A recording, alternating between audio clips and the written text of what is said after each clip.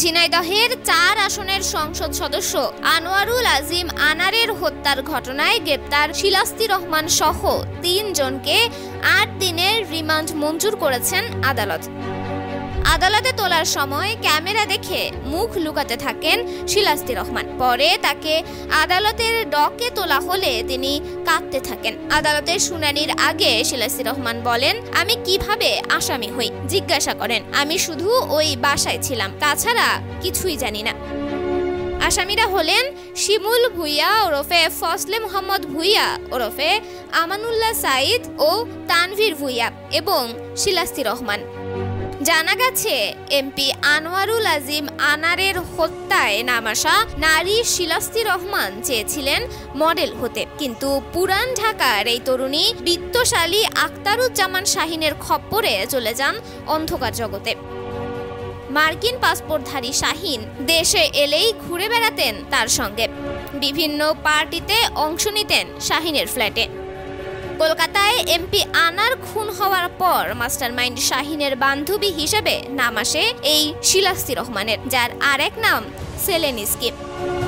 তদন্ত সংশ্লিষ্ট সূত্র জানায়, শিলাস্তির গ্রামের বাড়ি টাঙ্গাইলের নাগরপুরে, তবে তিনি বড় হয়েছেন পুরান ঢাকায়। অবশ্য বিত্তশালীদের ডেরায় গিয়ে নিজেও থাকতেন উত্তরার অভিজাত ফ্ল্যাটে। সূত্র আরও জানায়, এই শিলাস্তিকে দিয়েই এমপি আনারকে কলকাতায় নেওয়ার ফাঁদ পাততে পারেন খুনের মাস্টারমাইন্ড শাহিন। হয়তো ওই হানি ট্র্যাপেই পা দিয়ে নিজের জীবন দিয়েছেন এমপি আনার।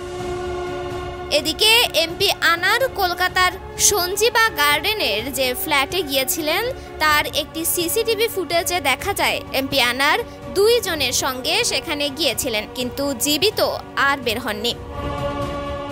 ফুটেজ অনুযায়ী 13ই মে দুপুর 2:51 সঞ্জীবা গার্ডেনের সেই ফ্ল্যাটে ঢোকেন এমপি আনার। এ সময় তার সঙ্গে ছিলেন শিমুল ভুইয়া ও তার সহযোগী ফয়সাল। কয়েক ঘন্টা পর বের হয়ে আসেন শিমুল ও তার সহযোগী, হাতে ছিল একটি লাগেজ। এরপর তার সহযোগী পলিথিনের ব্যাগ হাতে বের হন। বের হওয়ার সময় শিমুল দরজা লক করেন। গোয়েন্দা সূত্রে বলা হয়, এমপি আনার হত্যার মূল পরিকল্পনাকারী বাংলাদেশ বংশোদ্ভূত মার্কিন নাগরিক আখতারুজ্জামানের কলকাতা যাওয়ার 2 মাস আগেই জিহাদকে ডেকে আনা হয়। জিহাদ জানিয়েছেন, আখতারুজ্জামানের নির্দেশে 3 থেকে 4 জন এমপি আনারকে ফ্ল্যাটে শ্বাসরুদ্ধ করে হত্যা করেন।